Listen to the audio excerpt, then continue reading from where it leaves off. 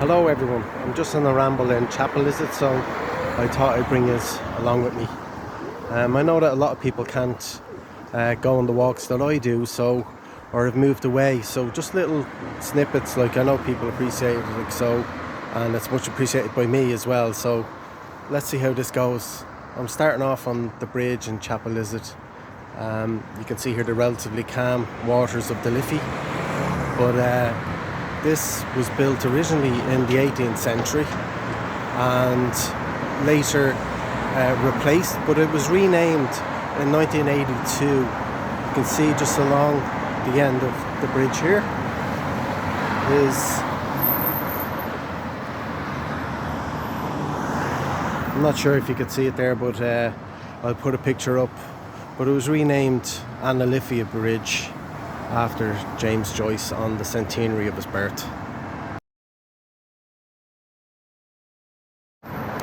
In behind me here in Chapelizod is the Bridge Bar.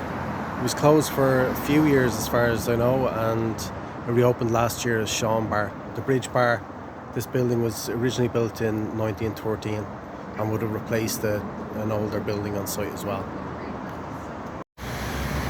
So I'm just going to walk up towards the entrance to the village of Chapelizod itself, and up beyond is the Mullingar house, again associated with Joyce, and we'll just head there now. So there we are, that's the main entrance to the village there on Main Street, and the Mullingar house featured prominently in Finnegan's Wake, perhaps one of his most inaccessible works by James Joyce. People tend to struggle with Ulysses and Finnegan's Wake as well, but his father worked in this distillery that was based in Chapelizod, so Joyce would have been familiar with the area certainly. It's been a few years actually since I've been in Chapelizod, but it was interesting to note on it's a clip well worth looking up with Frank Hart and Shay Healy, where they walked through parts of the village. But Frank Hart, having grown up here, he was like an Irish traditional musician and collected a lot of old traditional songs as well. A great man. But in that video he remarks about some of the buildings that are derelict on the way into the village, and they're still here. God knows what will happen to them, but I think they're in that state like a good long while. I'll just show you them now.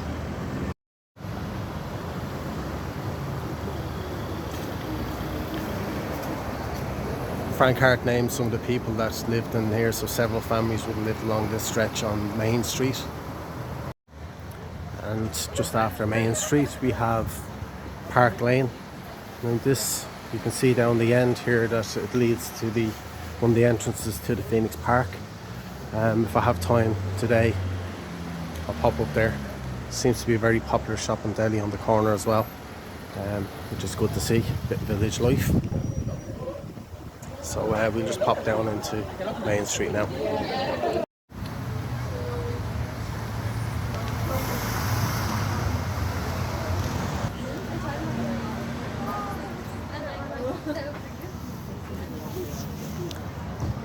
There's the old Villager pub, and as you just seen, the old, harping back to our childhoods, where the old phone boxes for the village, the Villager pub.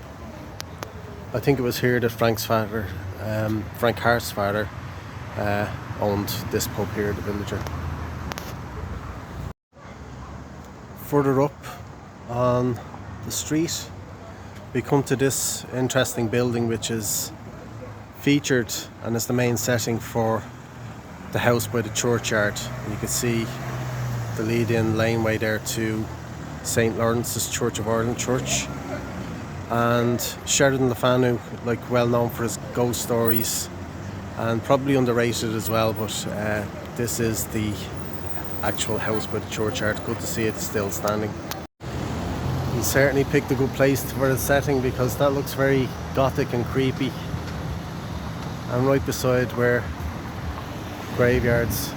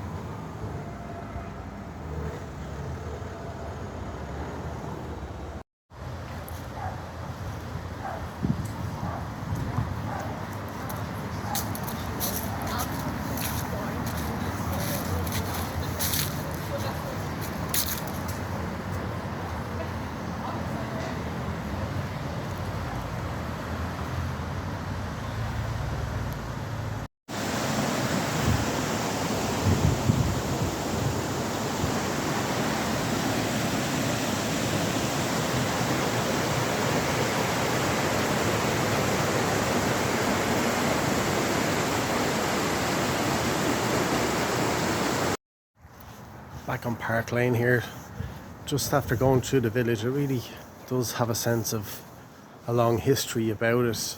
A few buildings still just hanging on, but still a quaint little village. And like most places, everyone say, oh, it's not the same as it was back then and all that, of course. But yeah, grand little trip to Chapelizod,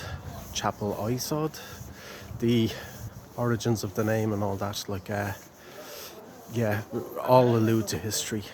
And yeah, I'm just gonna go through that style towards the Phoenix Park now, so see if we can get to see the old portal tomb.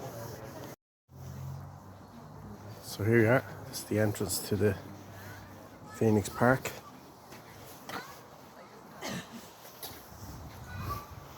And straight away you can imagine you're met with a hill straight away, and many Chapelizod chiselers would have rolled down that for entertainment as kids. So nice area when you have the Phoenix Park on your doorstep. And also just inside the gate here, whatever about portal tombs, maybe this was looks more like a fairy portal. Lots of old big trees along here. Again, great place. Here's the view back down to Chapelizod. You can see a lot of autumnal colours around, and another one of the many lodges like around the Phoenix Park there as well. Once again, just for perspective, the lodge just in here from the Chapelizod gate down the bottom of the hill here. And when you walk around the lodge,